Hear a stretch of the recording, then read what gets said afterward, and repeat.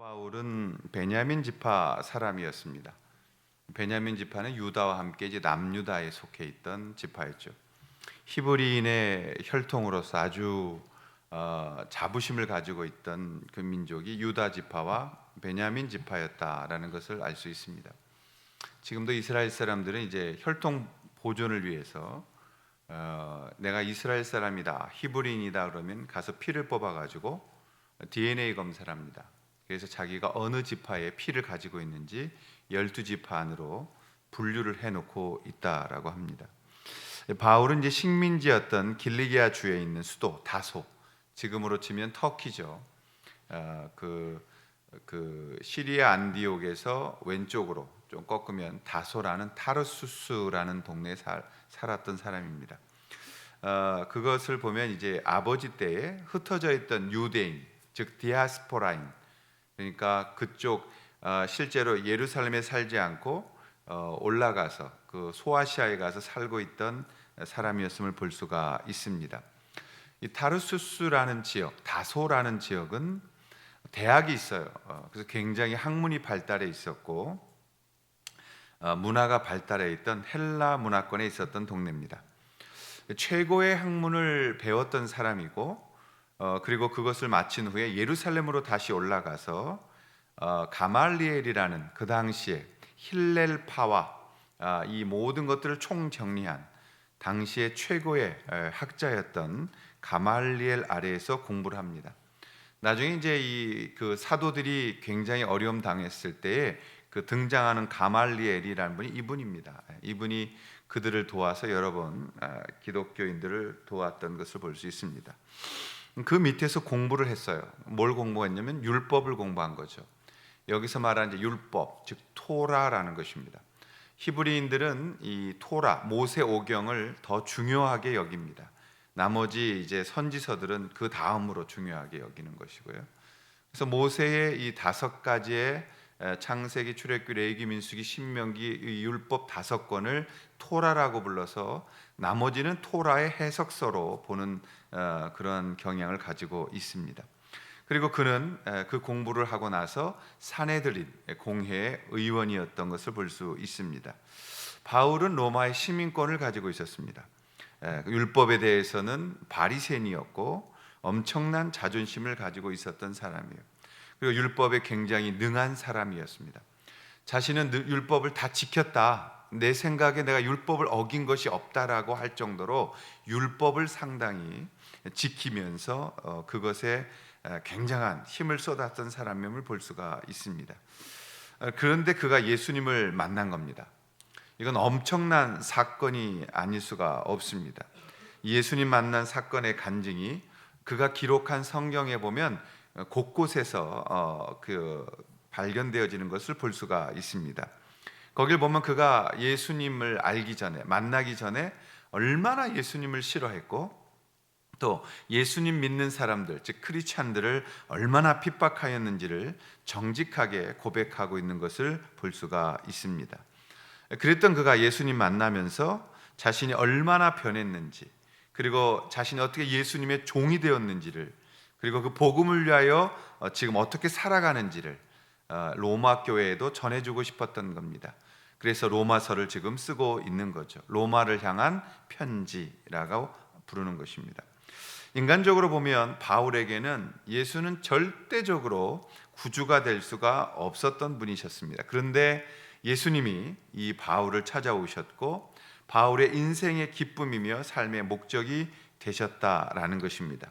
그리고 바울만이 아닌 오늘 수많은 이 셀 수 없는 사람들이 바울처럼 예수님을 위하여 지금도 복음을 전하는 그러한 고난의 삶을 기쁨으로 받고 있다는 사실을 성경, 즉 로마서는 증거하고 있습니다. 오늘 우리는 복음에는 대가를 지불해야 된다는 것을 나누려고 합니다. 영광을 위해서는 고통의 대가도 지불해야 된다라는 것입니다. 그 대가는 꼭 부귀영화로 돌아오는 것이 아니라는 것도 말씀드리고 싶습니다. 우리가 기대하는 대가는 꼭 아름다운 황혼의 멋진 그런 모습이 아닐 수도 있다는 것을 말씀드리고 싶습니다. 그러나 그 대가는 분명한 하나님의 영광 안에서 우리에게 부어지는 것이고, 또 그 대가는 하나님의 상급이 있음을 말씀드리고 싶습니다. 그것은 불교적인 좀 용어로 제가 오늘 설명을 할 텐데, 고행정화라는 삶을 통해서 우리 가운데 이 일들이 이루어져 가고 있다는 것을 설명하려고 합니다. 바울은 로마서 1장부터 7장까지는 주제가 무엇이었냐면 인간의 전적인 타락, 모든 사람이 예외 없이, all without, 예외 없이 모든 사람이 하나님 앞에 얼마나 타락했는지를 설명하고, 그것이 종교인이든 누구든지 예외 없다라는 것을 이야기했습니다. 그런데 그것에 하나님의 은혜가 임했고 그 은혜는 불변한다는 사실을 전하고 있는 겁니다. 바울은 이 영광을 어떻게 알게 되었을까요? 바울은 예수님 만나고 나서 구약 성경, 즉 모세의 율법을 다시 정리하게 되어졌다고 저는 믿습니다. 지금으로 치면 요르단 지역으로 그는 들어갔죠. 그래서 길리기아, 갈라디아 그런 지방으로 자기가 갔다. 그 사막에 들어가서 바울은 다시 그동안 배웠던 율법을 메시아라는 예수 그리스도의 관점으로 성경을 보게 된 겁니다. 그러자 그에게는 새로운 세계가 열렸을 겁니다. 저도 성경을 처음 샀을 때는 성경을 비판하려고 산 겁니다. 하도 한 분이 저를 쫓아다니면서 전도해서 내가 납작하게 코를 누르고 떳떳하게 기독교를 떠나리라. 그리고 기독교 서점에 가서 제 돈 주고 고등학교 2학년 때 성경책 3,000원짜리를 샀습니다. 지금처럼 이렇게 가로로 읽는 성경이 아니고 세로로 읽는 성경, 오른쪽에서 왼쪽으로. 그리고 뚜껑은 이렇게 빳빳하고 아주 빨간색으로 칠해져 있는 성경. 그때는 왜 성경을 이렇게 빨갰는지 몰라요. 그래서 그걸 사서 한 절 한 절 읽으면서 내가 이 성경을 비판하리라라고 했던 기억이 있습니다. 그런 참 어리석은 한 인간을 하나님께서 엎드리게 하시고 그 성경을 비판한다고 접근했지만 은혜를 부어주셔서 마침내 하나님의 감동을 부어주시는 것, 그것이 성령의 위대하심이라고 믿습니다. 바울도 그랬을 것이다. 그래서 바울도 다시 구약을 펴서 읽다 보니까 얼마나 이게 생생하게 그에게 다가왔겠어요. 사실 여러분, 이 바울 때부터 시작해서 모든 2000년 넘는 지금까지 이 하나님 앞에 성경을 가지고 진지하게 접근했던 사람은 둘 중에 하나였어요.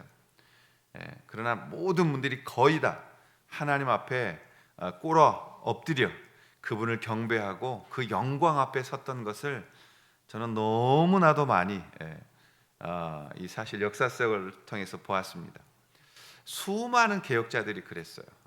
그리고 수많은 순교자들이 그랬던 것을 볼 수 있습니다. 위클리프라는 이 성경 그 번역자는 영국에서 처음으로, 그러니까 이 뭐 칼빈이나 루터가 종교개혁 이전에 150년 전에 이미 그러니까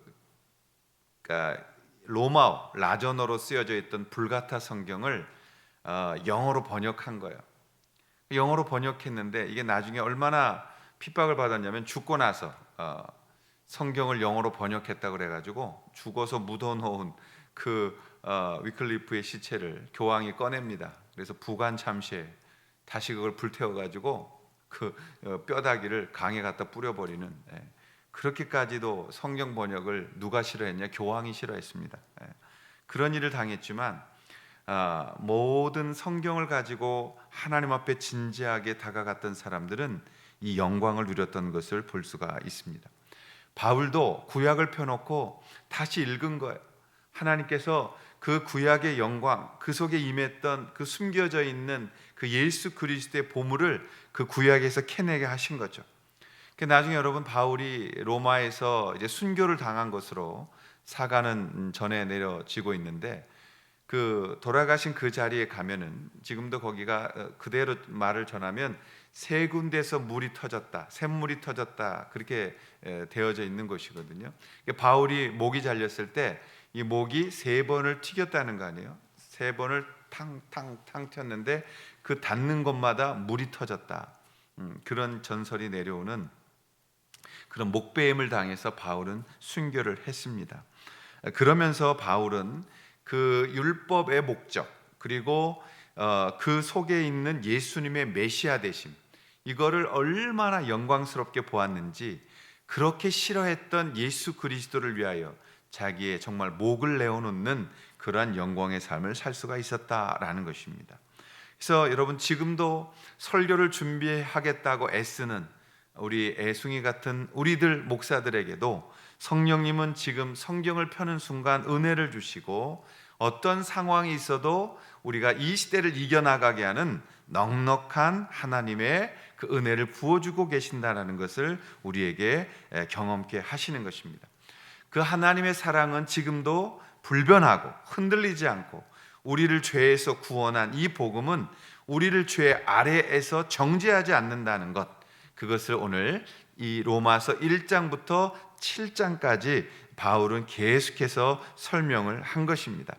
그래서 성경은 절대 우리의 이 구원은 흔들리지 않으며, 우리의 이 구원은 변하지 않으며, 오직 하나님의 은혜로 우리는 구원받으며 믿음에서 믿음에 이르는 그 길을 걷게 하신다. 그리고 그 은혜를 받은 하나님의 자녀들은 절대 하나님의 손에서 벗어날 수가 없어서 그 이유는 하나님과 연합되어져 있다. 그리고 다시는 우리를 죄에서 빼앗기지 않는다. 죄에게 빼앗기지 않는다. 그리고 우리는 다시 죄에게 정죄받지 않는다. 왜? 우리는 이제 하나님의 아들, 딸이 되었다라는 것을 가르치는 것이 로마서 전반부예요. 그래서 로마서 16장의 딱 절반은 그 부분을 가르치고 있는 겁니다. 왜냐하면 사람들은 우리가 예수님 믿고 죄로부터 용서받고 정죄함 벗어났다가 우리가 다시 죄를 지으면 또 다시 죄 아래로 들어가서 그 정죄함을 받는다고 믿기 때문에 그렇습니다. 이게 바울 때도 그랬던 거고 2000년이 지난 지금도 똑같은 거예요. 왜냐? 죄는 그렇게 강력한 거예요. 그래서 우리가 예수의 그 이름으로 구원받아 놓고도 다시 이제 살다가 죄지면 다시 죄 아래로 들어가서 죄에게 지배당하는 것처럼, 죄에게 뺏긴 자가 되어진 것처럼 죄의 영향력 아래에 휩쓸려가는 우리를 보게 되어지는 것입니다. 여러분, 바울이 그게 아니라고 다시 가르치는 거예요. 그것을 얼마나 강조하고 강조했는지 1장으로부터 시작해서 마지막 8장 중반절까지 그걸 외친 겁니다.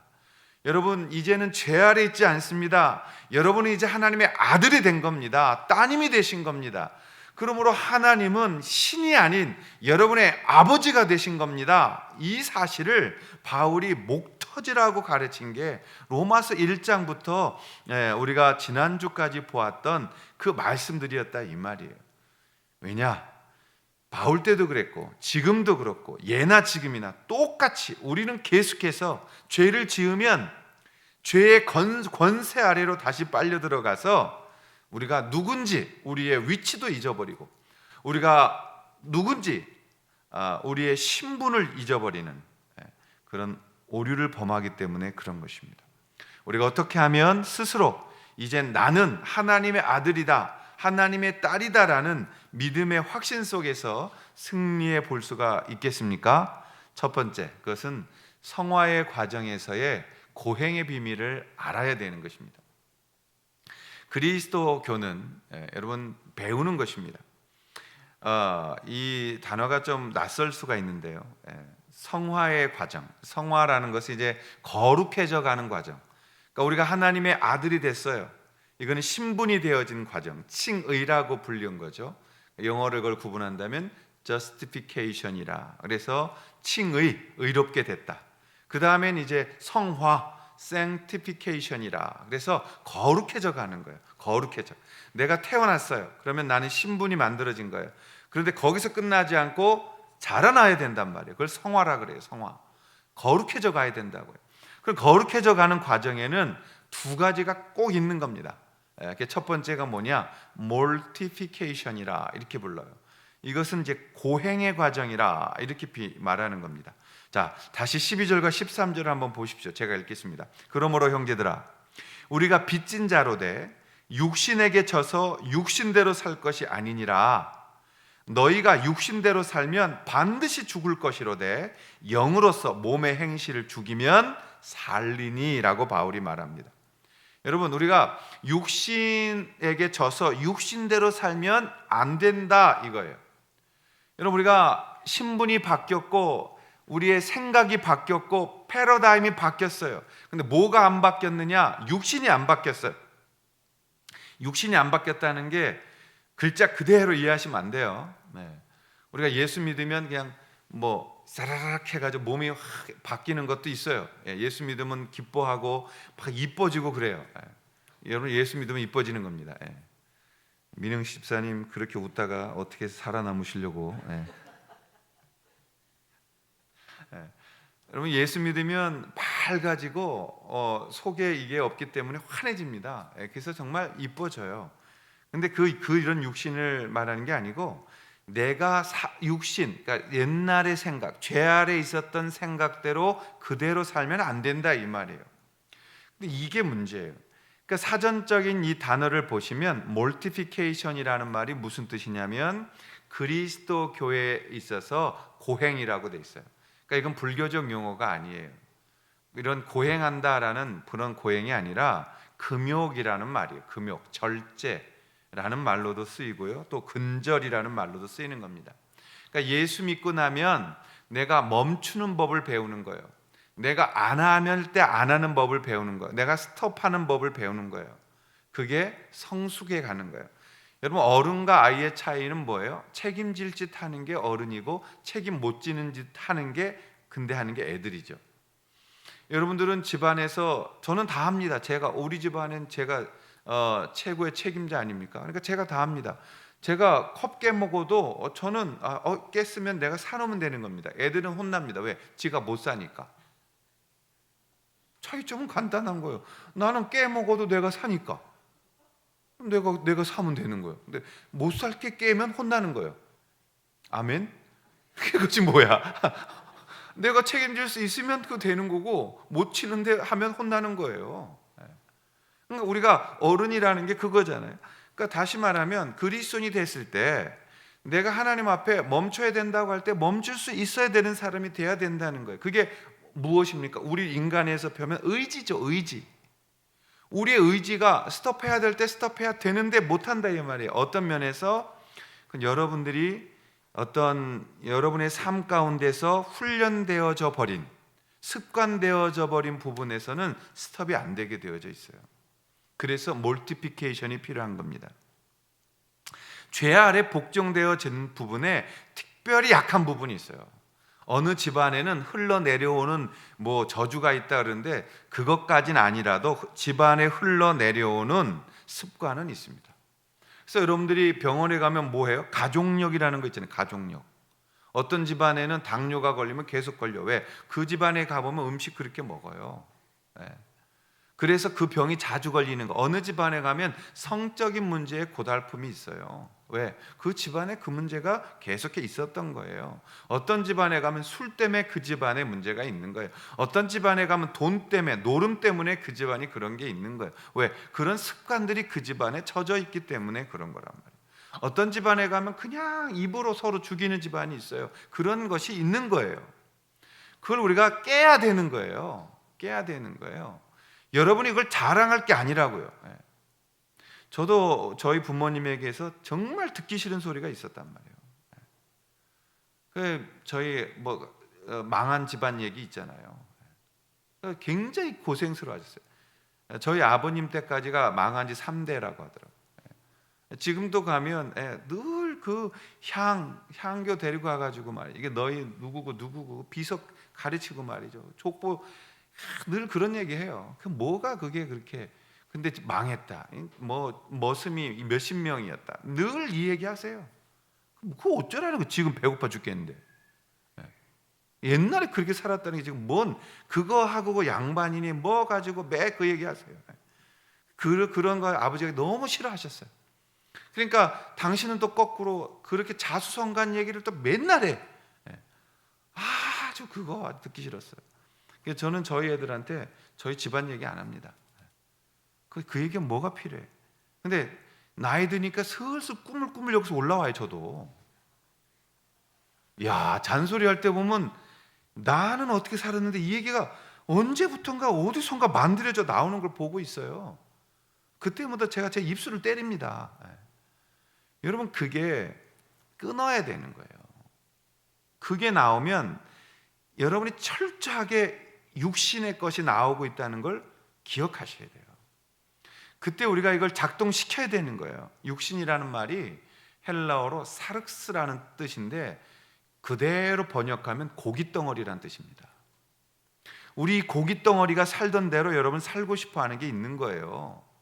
세상의 것 자랑하고 세상의 것 드러내고 살던 그것을 아직도 내 안에 가득 채워서 육신의 것으로 삼고 있는 거예요. 바울이 그것을 똥이라고 했습니다. 나는 그걸 배설물로 여긴다고 한 거예요. 나는 옛날에 가지고 있던 타르수스 다소에서 누렸던 나의 영광과 나의 집안의 그 영광과 내가 누렸던 부귀영화의 모든 것들을 예수 안에서 다 배설물로 여겼다는 거예요. 우리는 아직도 그거 자랑하고 있어요. 멍청한 것입니다. 교회가 크기 자랑하고 교회가 담임 목사 이름 자랑하고 배설물로 여겨야 될 것들을 자랑하고 있는 거예요. 오직 우리는 예수 그리스도만 자랑하는 것입니다. 우리는 오직 그 은혜 아래서 그 예수 그리스도 안에서 그분만이 우리에게 전부가 되셔야 되는 것입니다. 고깃덩어리 자랑할 고기가 어디 있어요? 우리가 하나님의 성령의 인도를 받지 않고 내 죄 가운데 너무 오리엔테이션이 잘 되어 있는 몸의 습관대로 살지 말라는 겁니다. 이 사륵스라는 고깃덩어리가 살자고 하는 대로 살아가지 말라는 것입니다. 그게 고행입니다. 그래서 버리라는 겁니다. 자꾸 금욕하라는 겁니다. 옛날로 돌아가지 말라는 겁니다. 몸이 살자는 대로 살지 말라는 겁니다. 내 영이 하자는 대로 살아야 된다는 겁니다. 영국 성공의 캔터베리의 대주교였던 윌리엄 템플이라는 분이 있었습니다. 그분이 이런 유명한 말을 남겼어요. 당신의 종교는 당신이 홀로 떨어져 있을 때 혼자 하는 그것이 바로 당신의 종교다. 이걸 가지고 수많은 설교자들이 인용을 많이 했습니다. 당신은 혼자 있을 때 무엇하고 있는가? 그게 당신이다. 템플 주교가 했던 얘기예요. 당신의 종교는 당신이 홀로 떨어져 있을 때, 혼자 있을 때 당신이 하고 있는 바로 그것이 당신의 종교다. 여러분, 혼자 있을 때 그게 무엇이든 우리의 생각을 지배하고 있고 우리의 생각을 사로잡고 있고 또 그것을 내가 좋아하고 있다면 그게 나의 종교라고 가르치는 겁니다. 종교가 따로 있고 신앙이 따로 있고 일상이 따로 있는 게 아니라 내가 묵상하고 있는 게 그게 나의 종교가 될 수 있다는 거예요. 돈 묵상하고 있으면 여러분의 종교는 돈인 겁니다. 성적인 거 매번 그런 거 묵상하고 있으면 여러분은 성의 종교를 갖고 있는 겁니다. 혼자 있을 때 주님이 아닌 다른 것으로 묵상되어지고 있다면 그게 여러분의 종교인 겁니다. 그걸 버려야 된다는 겁니다. 그래서 몰티피케이션이라는 것은 금욕적으로 우리의 노력으로 나의 의지로 이걸 버려야 된다는 겁니다. 좀 더 이걸 신학적으로 들어가면 칼빈은 이것을 하나님의 전적인 은혜로 풀어갔던 것이고 웨슬레는 이것을 신인 협동설, 그래서 구원이 취소될 수 있다라는 측면으로 몰아갔던 것도 있는 거죠. 오늘 성경은 그러나 이렇게 말합니다. 13절에 보시면 너희가 육신대로 살면 반드시 죽을 것이로되 영으로서 몸의 행실을 죽이면 살 것이다. 저는 그게 칼빈이든 웨슬리든 그걸 논하고 싶지 않습니다. 성경은 이렇게 말합니다. 육신대로 살면 죽을 것이다. 옛날대로 살면 죽을 것이다. 그러나 영으로서 몸의 행실을 죽이면 살 것이다. 이것을 청교도들이 가르쳤어요. 여러분, 몰티피케이션은 근절이라고도 번역합니다. 근절, 끊어버리는 것. 예수 믿고 끊어버린 게 없다면 잘못 살고 있는 겁니다. 우리 삶 속에서 근절해야 할 것을 근절해야 되는 겁니다. 우리가 나의 삶의 시간 관리 잘못하고 있으면 근절해야 되는 겁니다. 그건 자랑하는 게 아닙니다. 죄에 대하여 근절하는 것은 죄의 습관을 버리는 겁니다. 이 습관은 우리가 원하지 않았는데 우리에게 들어와 있는 어떤 것입니다. 학습되어져 있는 어떤 것입니다. 그것들을 버리지 못하고 있다면 버려야 되는 겁니다. 13절에 죽이면이라는 단어를 썼잖아요. 이 죽이면이라는 이 단어는 총체적으로 내가 거부하고 피하고 도망쳐야 한다는 뜻을 가지고 있다는 말입니다. 우리가 실패할 수도 있고 넘어질 수도 있지만 그러나 그 죄 자체를 미워해야 된다는 말입니다. 그 죄를 저주해야 된다는 말입니다. 그렇지 않으면 우리가 그 죄에 끌려다니면서 나중에는 우리가 그 육신 아래에서 죽게 된다는 말을 하고 있는 겁니다. 여러분이 죄를 이기시기를 축원합니다. 자, 좀 더 앞으로 나아가 우리는 어떻게 해야 죄를 이길 수 있는가? 두 번째, 성화의 과정에서는 정화의 비밀을 알아야 된다는 거예요. 몰티피케이션이라는 걸 하고 나면 그 다음에 비비피케이션이라는 것이 만들어집니다. 이 비비피케이션이라는 건 뭐냐면 정화, 깨끗해져 간다는 거예요. 어떤 방법으로? 비워놓는 방법이 아닌 채워놓는 방법으로 기독교는 깨끗해지는 겁니다. 불교는 비우기만 하는 거예요. 그러나 여러분, 천국은 죄인이 안 돼서 가는 게 아니라 의인이 돼야 되는 겁니다. 죄가 없는 곳에 죄가 없는 사람이 가는 게 천국이 아니라 의인이 가는 데가 천국인 겁니다. 연휴가 길어서 정신 못 차리시겠지만 잘 기억하십시오. 천국은 죄인이 안 되어야 가는 게 아니라 의인이 되어야 가는 겁니다. 그래서 불교는 못 가는 겁니다. 불교는 죄인이 안 되려고 노력은 합니다. 그러나 의인이 되는 방법이 없어요. 여러분, 내가 내 죄를 다 씻었다고 칩시다. 그렇다고 의인이 되지는 않잖아요. 의인이 되는 길은 내가 무엇인가 옳은 일을 해야 되는 겁니다. 그런데 우리는 할 수가 없다는 게 성경이 가르치는 거죠. 그럼 비비피케이션이라는 건 뭐냐? 이 비밀이 뭐냐? 자, 16절, 17절인데요. 우리가 한번 같이 읽겠습니다. 시작. 성령이 친히 우리의 영과 더불어 우리가 하나님의 자녀인 것을 증언하시나니 자녀이면 또한 상속자 곧 하나님의 상속자요 그리스도와 함께한 상속자니 우리가 그와 함께 영광을 받기 위하여 고난도 함께 받아야 할 것이니라. 여러분, 이게 이 비비피케이션이라는 부어주심의 비밀이에요. 이 고행정화, 우리가 우리가 버릴 것들을 버리는, 그리고 하지 않아야 될 것들을 하지 않는 그런 금욕적 삶을 살면 하나님께서는 정화를 시키는 거예요. 무엇을 통해서? 성령으로 우리에게 부어주시는, 성령을 통해서 하나님의 우리 가운데 하나님의 자녀인 것을 증언하시는, 성령이 역사하시는 것들이 나타나게 되어진다라는 것입니다. 우리의 몸을 악을 죽여나가는 과정을 우리가 갖게 되면 하나님께서 일을 하시는 거예요. 근데 여러분, 이거는 이제 자기 학대를 하는, 금욕주의는 아니에요. 금욕주의라는 것은 금욕과는 다른 겁니다. 우리가 금욕적인 생활이 필요해요. 그러나 금욕주의는 기독교 사상이 아닙니다. 금욕주의는 내가 무엇인가를 안 함으로 그 고통을 통해서 쾌락을 누리는 거예요. 금욕주의는 기독교 사상이 아닌 거예요. 자기 몸을 지나치게 학대하면 안 됩니다. 그리스도인들의 삶은 날마다 육적인 것을 버리고 성령을 향해 나아가게 되어져야 한다는 거예요. 그래서 우리가 이걸 근절시키고 끊어버리면 그 자리에 성령께서 오셔서 채워지는 역사가 있어야 된다는 겁니다. 그래야 정화가 되는 거예요. 내가 성령님을 기뻐하는 것, 그게 가장 중요한 것입니다. 여러분, 우리가 나는 죄를 끊었어요. 그리고 가만히 있으면 여러분 이길 수 있을 것 같아요? 그 죄의 유혹이? 아니요. 그 옛사랑을 버릴 수가 없는 거예요. 그래서 여러분, 얼마나 담배 끊는 게 어려운지 주변에 많이 보시잖아요. 그 고통 속에서 그 담배 못 끊어서 얼마나 힘들어 하십니까? 그런 게 바로 죄의 유혹이에요.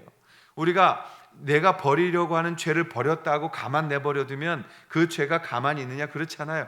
우린 자꾸 옛날로 돌아가고 싶고 죄의 맛으로 가고 싶고 그런 유혹에 빠지게 되어져 있어요. 그래서 그때에 성령의 것으로 우리가 채워가는 겁니다. 성령의 그 충만함으로 나를 날마다 씻어내는 작업을 해서 내 안에 죄악의 그것들이 씻겨나가고 성령의 은혜가 내 안에 들어와 새로운 것으로 즐거워하고 새로운 것으로 기뻐하는 정화의 과정을 우리가 만들어내야 되는 거예요. 그걸 비비피케이션이라 이렇게 말하는 거예요. 근데 이게 농사로 쓰여졌던 용어인데 농사에서는 이거를 생명력이라고 표현하는 겁니다. 여러분, 땅이 대지가 안 좋아요. 근데 이게 어떻게 돼요? 비가 와서 씻어 내리면서 대지가 바뀌어가는 겁니다. 그래서 이렇게 이제 염전, 그러니까 간척 사업을 해서 하면 그 땅에 뭘 심으면 다 죽죠. 왜? 이 흙이 다 짜니까요. 흙이 다 짜니까. 근데 몇 년 동안 비가 오고 빠지고 비가 오고 빠지고 몇 년을 하면은 그 땅에 농사를 짓게 되어지는 것입니다. 똑같은 논리예요. 하나님 앞에서 우리가 죄악을 지면 죄악을 끊어버리는 거예요. 그리고 가만히 계시면 잠시 후 여러분 더 빨리 달려 죄악으로 갑니다. 우린 그렇게 돼 있어요. 그래서 그때 뭘 해야 되느냐? 찬양 듣고 기도하고 성경 앞에 엎드리고 하나님의 일을 하는 거예요. 그리고 하나님의 즐거움을 맛보는 거예요. 그때 이겨내는 거예요. 여러분, 우리가 멍 때리고 있으면 집에 가서 할 일이 없어요. 뭐밖에? TV를 모시는 수밖에 없어요. TV는 나의 목자시니 신앙 고백을 거기에 드릴 수밖에 없다고. 여러분, 성경 읽고 기도하는 거 어렵잖아요. 금요일 날 오셔서 개인 기도하라고 그랬더니 딱 2분 오셨더라고요. 그래서 3명이서 이 넓은 데서 여러분 대신에 우리 같이 열심히 기도하고, 근데 얼마나들 그렇게 참 뜨겁게 기도했는지 거의 2시간을 기도했는데도 금방 눈 뜨니까 금방 지나간 것 같은 그런 은혜들이 있는 거예요. 그러니까 여러분, 2시간을 기도한다는 게 쉽지 않잖아요. 이게 성령 충만하지 않으면 눈 뜨면 5분, 그냥 동네 아저씨까지 다 이름 불러가면서 기도했는데 눈 뜨면 2분. 근데 이게 성령 안에 기도하면요, 잠깐 기도한 것 같은데 그렇게 하나님 앞에 이 은혜를 누리는 거죠. 그리고 나면 우리의 이 속에 있는 죄가 씻겨 내려가는 것들을 체험하게 되는 겁니다. 하나님 앞에서 이런 경험들을 하게 되어지는 거죠. 그래서 고행정화라는 것은 sanctification 안에는 2가지가 꼭 일어난다. mortification이라는 버려짐, 금욕, 근절이 있는 것이고, 2번째는 그 안에 버려진 곳에 성령의 채우심, 기름 부으심이 있게 되어진다. 그걸 vivification이라고 부르는 것입니다. 그래서 이 고행정화의 삶은 오직 영으로서 주님께 충성할 때 육신의 것은 죽어간다라는 것입니다. 그러면 우리의 소속이 분명해지는 것이요, 우리가 가지고 있는 이 지금 지고 있는 무거운 짐들이 나도 모르게 가벼워지고 이겨낼 수 있게 되고, 못 갈 것 같았는데 그 길 걷게 되고, 나는 못 벗어날 것 같았는데 그 어려운 길을 이겨내게 되어지는 것입니다. 여러분, 오늘날 피곤한 세대를 우린 살아가고 있습니다. 이 피곤할 때 사람들이 어떻게 이겨내냐고 조사했더니 스트레스 극복법, 남자들은 첫 번째 술 마신다, 2번째 사우나 간다, 3번째 운동한다는 거예요. 남자들은. 여자들은 첫 번째 수다 떤다, 2번째 쇼핑 간다, 3번째 잠잔다. 여러분, 그 특별한 뭐 명칭을 대서 좀 그렇습니다만, 그 바카스라는 거 있잖아요. 영원한 우리나라의 이 피로 회복제. 1년에 몇 병 팔리는 줄 아십니까? 1년에 바카스가 2천억 원이 팔린다. 2천억. 하나에 500원씩 쳐봐요. 몇 개인가? 2천억 원어치가 팔린다 그래. 야, 엄청난 거 아니에요? 우린 그게 인사야. 바카스 먹지도 않는데 툭 따가지고 주는 게 인사야. 그런 인사. 그래서 이런 이 시대 속에서 피곤을 풀고 싶어하고 힘들어하는 이 시대 속에서 우리가 이겨낼 수 있는 길은 단 한 가지밖에 없다. 그것은 오직 예수 그리스도의 이름으로 새롭게 되는 것이다. 여러분들 안에 이 거룩한 습관이 이제 자리매김되어져 가기를 바랍니다. 저희 집에는 아내가 이렇게 제 설교를 틀어요. 제가 되게 싫어하죠. 여러분, 자기 설교 자기가 듣는 거 참 이게 은혜가 안 될 때가 있습니다. 목소리도 듣기 싫을 때가 있고 피곤할 때가 있어요. 그래서 딴 거 좀 틀으라 그러면 요즘은 찬양을 틉니다. 아침마다 찬양을 틀어놓으면 가족들이 일어나고 그 찬양을 듣는 거예요. 그러면 그 찬양 속에 은혜가 있어요. 그리고 그 찬양에 하나님 앞에 하루를 시작하게 되는 거고, 또 우리가 지칠 때 하나님 앞에 나아가서 거룩한 습관을 갖는 거예요. 또 하나님 앞에 우리가 어떤 고전을 읽고 하나님 앞에 성경을 읽고 내가 가장 힘들 때 하나님 앞에 엎드리는 이런 거룩한 습관을 갖는다면 우린 주님 안에서 분명히 이 성화의 과정 속에 승리하게 되어질 줄 믿습니다. 바울이 이길 수 있었던 비결은 바로 여기에 있었던 거죠. 복음을 전하는 일에 자기의 일생을 들였기 때문에 옛것으로 돌아갈 시간이 없었다. 나는 옛것을 돌아볼 어떤 여력이 없다라는 걸 고백한 것입니다. 여러분, 우리가 성령의 생명의 법을 가지고도 늘 피곤해하고 늘 자신의 삶에 짓눌려서 조금만 잘못하면 다시 죄 아래로 내려가고 그 죄에 눌려있고 또 옛 죄를 끄집어내서 나는 옛날에 그랬지, 나는 옛날에 그랬지. 절대 하나님이 그거 기뻐하지 않습니다. 다시는 여러분 동정하지 마십시오. 여러분이 자꾸 여러분 옛날 죄 꺼내가지고 옛날 그 죄를 비교하지 마십시오. 그건 하나님이 정말 싫어하는 겁니다. 하나님이 다 끝내버린 죄악들 어디서 옛것 뒤져가지고 그 죄 끊어다가 다시 닦아대면서 나는 이런 인간이었어, 나는 이런 인간이었어. 그런 타령 좀 하지 마십시오. 이제는 하나님 안에서 나는 거듭났고 죄 아래 있지 아니하고 죄의 권세 아래 있지 아니하고 나는 하나님의 사람으로서 하나님의 영광을 위하여 나아간다. 하나님의 그 성령의 능력으로 힘입어 나아간다. 그때에 여러분의 피곤도 끝나는 것입니다. 여러분, 사실 여러 우리가 삶 가운데 피곤함에 말려 들어가지만 그때마다 삶의 의욕이 힘들 때마다 피곤할 때마다 거꾸로 여러분들은 믿음 안에서 이겨내는 법을 배워야 되고 믿음 안에서 여러분들은 승리하는 법을 여러분 안에 습득하셔서 영적인 소망을 갖고 하나님 앞에 승리하는 법, 내가 지칠 때 이 지친 것들을 돌파해 나가는 방법, 그리고 하나님 앞에 옛 습관을 버리고 다시 새로운 주님 앞으로 나아가는 그 열심, 그 소망을 여러분들은 가질 수 있어야 된다는 것입니다. 변해야 합니다. 예수 믿으면 이제 변해야 합니다. 바울은 육신대로 살면 반드시 죽을 것이로되 영으로서 몸의 행실을 죽이면 살 수 있다라고 우리 가운데 말씀하고 있기 때문에 그런 것입니다. 그 밀라노에 가면 이 유명한 그림 하나를 볼 수 있습니다. 그 그림이 뭐냐면 바로 이 레오나르도 다빈치가 그렸던 최후의 만찬이라는 이 그림입니다. 이 워낙 유명한 그림이죠. 근데 여러분 저 그림을 다빈치가 이제 교황의 명을 받아서 그리게 됐는데 저 그림을 7년 동안 그렸다 그래요. 7년 동안. 근데 이제 캐릭터별로 그림을 그려야 되는데 예수님을 그리려고 할 때 모델이 필요했던 거예요.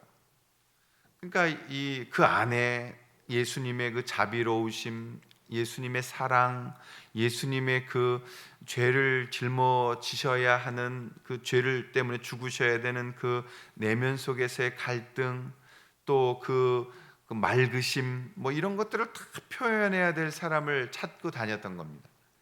수많은 사람을 찾으면서 젊은이 중에 어느 한 사람을 찾아서 이제 예수님을 저 안에 그려 넣었다 그래요. 나머지 이제 이 제자들의 캐릭터에 따라서 이걸 다 그려 넣었습니다. 그리고 마지막 이제 캐릭터를 그려야 됐던 거죠. 예수님을 그리기 위해서 6개월 동안 이 다빈치가 찾아다니면서 사람을 찾아서 그려 넣었는데 마지막 6년 동안 그림을 그리고 나서 마지막 이제 그림을 그려야 될 사람이 누구였냐면 가룟 유다입니다. 가룟 유다를 그려야 되는데 유다의 얼굴이 떠오르지 않는 거예요. 그 속 안에 가장 그 모든 것들이 들어 있어야 돼. 뭐예요? 스승을 팔아야 되는 그 속에서의 고민, 그 다음에 돈을 사랑했던 그 탐욕적인 모습, 스승을 배반하고 그 친구들을 다 배반해야 되는 그 배반적인 그런 모습, 그런 또 괴로움, 공포, 그 속 안에서의 그 이간질시키는 그 간사함, 이런 것들을 다 갖고 있는 사람의 얼굴을 찾아야 되니까 굉장히 다빈치가 어려웠다고 합니다. 근데 어느 날 추천을 받았는데 로마의 감옥에 있는 한 사형수를 추천을 받은 거예요. 그래서 그 사형수를 찾아갔답니다. 그리고 봤더니 그 얼굴 안에 그 어둠 속에 수염이 깊게 나 있는, 그리고 검게 타버린 그 얼굴 안에 정말 그런 얼굴들이 다 들어있더래요. 그래서 그 사람을 데려다가 가룟 유다의 얼굴을 그려 넣었답니다. 그리고 나서 그림이 다 마치고 나서 그 사형수를 다시 감옥으로 이제 돌려보내서 사형을 시키려고 했을 때 그 사형수가 갑자기 그 다빈치 발을 붙들더니 엉엉 울면서 이런 유명한 말을 남겼다고 그러죠. 다빈치님, 다빈치님, 나를 모르십니까? 다빈치가 내가 당신을 어찌합니까? 나를 모르십니까? 나를 정말 모르십니까? 모릅니다. 그때 이 사형수가 이런 고백을 했답니다. 내가 바로 6년 전에 당신 나를 데려다 예수의 얼굴을 그렸던 그 사람입니다. 이 6년 전에 예수의 모델이 되었던 그 사람이 인생을 함부로 살고 결국 사형수가 되어지면서 그는 가롯 유다의 얼굴도 그려질 수 있게 되었다는 거예요. 저는 이건 우리가 좀 고민해 봐야 될 것이라고 생각합니다. 여러분, 예수 믿기 전까지는 어떻게 보면 죄 아래 있었던 우리의 모습이기 때문에 우리가 책임을 지어야 합니다. 그런데 더 진짜 책임져야 되는 중요한 인생은 예수 믿고 나서 여전히 우리가 변화되지 않고 예수 믿고 나서 여전히 우리가 내 모습 이대로라면 그건 여러분들이 책임지셔야 돼요. 여러분의 얼굴은 여러분이 책임져야 되는 거예요. 오늘 바울은 말합니다. 육신대로 살면 반드시 육신으로 죽을 것이다. 그러나 영으로서 산다면 너는 반드시 그 몸의 행실을 죽이고 살게 되어질 것이다. 사랑하시는 여러분들이 오늘날 먹고 사는 문제들, 돈을 벌고 그리고 여러 가지 해야 될 일들 아무리 많아도 여러분의 영혼보다 더 중요한 것은 없음을 잊지 마시기를 바랍니다. 여러분들이 예배 자리에서 성령님을 기뻐하실 수 있기를 축원합니다. 말씀을 묵상하며 기도하는 그 자리가 정말 즐거운 자리가 되기를 바라고, 하나님이 내게 맡겨주신 이 자리가 내가 무엇과도 바꿀 수 없는 주님의 영광의 자리가 되기를 바랍니다. 저는 제가 목사로서 하나님 앞에 이 자리에 서 있다는 것 더 이상 바랄 수 없는 영광이고 감사라고 생각합니다. 그러나 그것이 내 욕심이 아닌 하나님의 은혜라는 것을 알기에 하나님께서 언제든지 더 낮은 자리를 제게 주셔서 섬기라 해도 마지 않고 하나님 앞에 서야 할 자리에 서려고 합니다. 하나님께서 언제나 우리 가운데 가장 좋은 자리, 우리의 가장 어울린 자리를 주실 것이고 그 자리에 충성하는 것, 그것이 바로 우리가 승리하는 사실이라는 것을 잊지 마시기를 바랍니다. 예수 믿으면 그냥 성화되는 것 아닙니다. 여러분들이 하나님 앞에 정말 드리고 헌신하고 그리고 기뻐하고 의지적으로 예배 자리를 찾고 말씀을 펴며 기도의 자리에 와서 그 주님과 함께 나아가려고 하는, 죄에서 벗어나고자 하는 영 앞에서의 순종함이 있을 때 승리하게 될 줄로 믿습니다. 그리고 여러분은 어느 날 거울을 보며 어머, 내가 이제 정말 주님 닮아가고 있구나, 내가 정말 주님으로 인하여 기뻐하고 있구나, 나도 영으로서 육을 이겨나가고 있구나, 이런 거룩한 고백이 여러분의, 저의 고백이 될 수 있기를 주님의 이름으로 축복합니다. 기도하겠습니다. 우리 같이 살아계신 성령님, 날부터 이 찬양 들으시고요, 축도하시겠습니다. 우리 함께 다 자리 일어나셔서 살아계신 성령님, 날부터 서서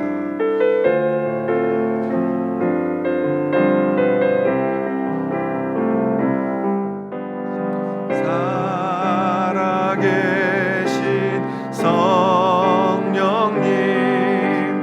날 붙드소서.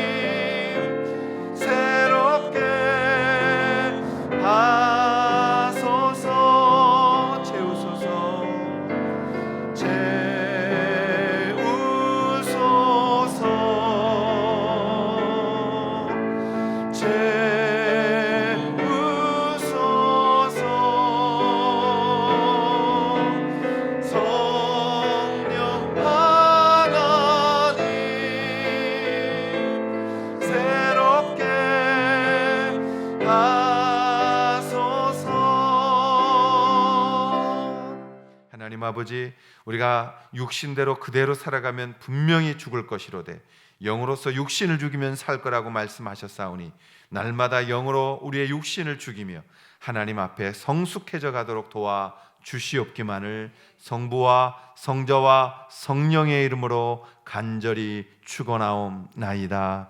아멘.